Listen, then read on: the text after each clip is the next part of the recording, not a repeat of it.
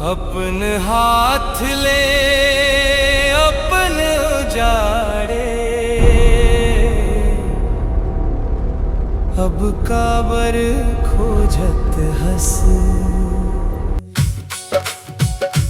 हाय छैया हाय पानी, कहीं कहीं के रोवत हंस। मुझे पानी चाहिए। विकास के सपना देखत हंस, का करबे ऐसन विकास होवत बिहनिया तान नहीं सुनाए, चुप हो गे कोयली के साथ।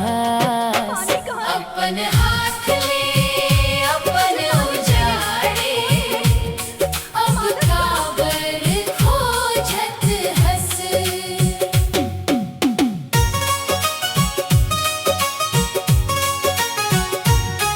बिन चारा के कट के मर गे, रोड में बेचारी गाय।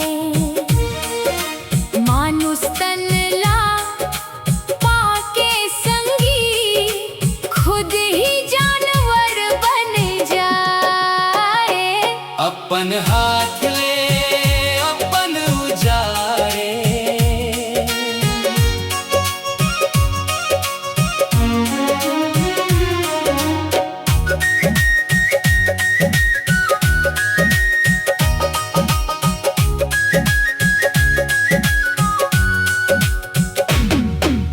बड़ अभिमान में महल बनाए, जंगल ला काट गिराए, घर उजड़ के पंछी मन के पिंजरा में खुशी मनाए। अब खोजत हंस ठंडी छैया, जब घाम हदेह जलाए।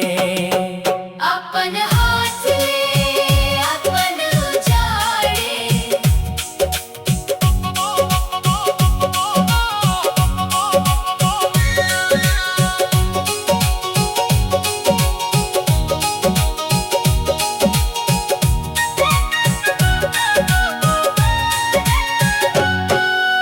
निर्मल नदियाँ जहर में घोली, प्यास कहाँ ले बुझही।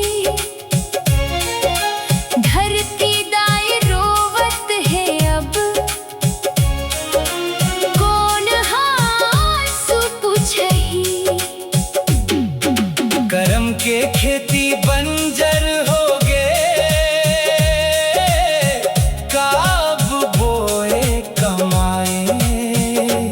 अपन हाथ ले अपन उजाड़े, माया दया सब सिराएगे, स्वार्थ के अंधियारी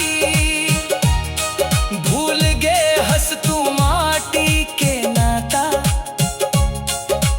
कैसन ये होशियारी, वक्त निकल गए हाथ ले संगी,